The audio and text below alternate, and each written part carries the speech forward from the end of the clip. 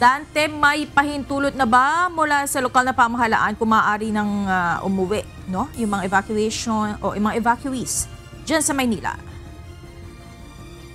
Magandang gabi, Monica. Sa ngayon ay wala pang pinapayagan ang pamahalaang lungsod ng Maynila doon sa halos 400 mga pamilya o katumbas po yan ng 1,546 individuals na lumikas dahil sa mga pag-ulan at pagbaha bunsod ng sama ng panahon. At inaantabayanan pa ng mga ito kung ano ang magiging kautusan ng Manila Local Government Unit. Sila ay pansamantalang nanunuluyan ngayon, Monica, sa 6 na evacuation center dito sa Maynila tulad ng Hermenegildo Atienza Elementary School na mayroong 260 families. Lumikas sila noon pang July 21, araw ng Lunes. Hanggang ngayon, Monica, ay baha pa rin sa kanilang lugar. May mga kalyang lubog pa rin sa tubig baha at hindi madadaanan ng mga maliliit na sasakyan tulad ng tricycle at motorsiklo. May naipagkaloob na sa kanilang mga hot meal, modular tents, food packs, tubig na inumin at hygiene kits mula sa local government unit at iba't ibang non-governmental organizations o NGOs. Pero ang ilang residente, Monica, nakausap natin ng kanina, no, tulad ng mga senior citizen, ay humihiling ng kung maaari ay may ayudang pinansyal na maibibigay sa kanila dahil mayroon silang maintenance o gamot na iniinom. Dagdag pa rito ang pampaayos nila sa kanilang mga bahay. Tulad po namin, binabaha po kami, tapos may maintenance po kaming gamot. Meron po akong asthma.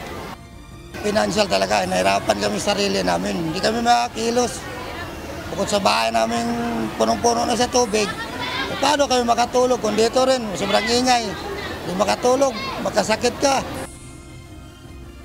Kasama rin sa maaaring maitulong sa kanila ay hygiene kits, panig, kumot at karagdagang pagkain dahil hindi pa naman nila alam kung kailan sila makakauwi. Kagaya po nung pakipag-undayan namin sa mga local government, ang express need po talaga ng mga nasalanta ng bagyo ay yung kumot, lalo na po sa mga bata. Dahil nilalamig po sila sa gabi, dahil gabi po yung malakas talaga ang ulan. At dahil nga po nasa tent po sila, ay makakatulong din po yung mga banig. Tiniyak naman ang Manila Department of Social Welfare o MDSW na bukas ang kanilang opisina upang makipag-ugnayan sa mga gustong dumulog para matulungan sa kanilang pangangailangan.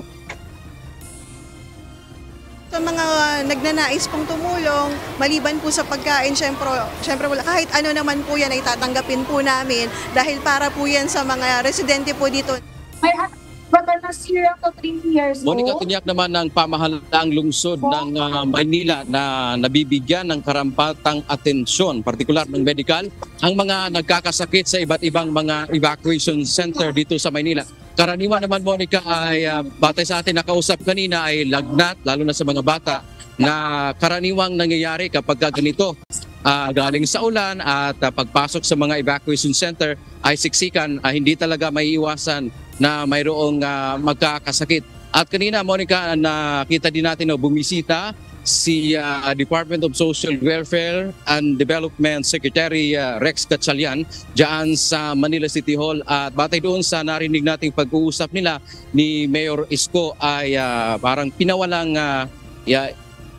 ipinaabot ng DSWD ang tulong ng national government sa Manila City Government kung ito ay kakailanganin. Ayon pa kay Secretary Rex ay tatawag lamang ang Manila LGU sa kanila kung sakasakaling mayroon silang kakailanganin na anumang ayuda. Sa ngayon, Monica, ay nagpapatuloy din itong pamahagi ng grupo ng mga kabataan ng ayuda dito sa mga dito sa evacuation center natin kinaroroonan ang Hermenegildo Atienza Elementary School. Particular nilang pinamimigay ay mga tubig. So doon sa mga kasangbahay natin na gusto pang tumulong sa ating pong mga kababayan na nasalanta ng na biktima ng mga pagbaha at ulan dito sa lungsod ng Maynila, ay makipag-ugnayan lamang po kayo sa Manila Department of Social Welfare and Development para po doon sa inyong mga tulong na gustong iparating. Yan ang ating update mula dito sa Maynila. Balik sa Monica.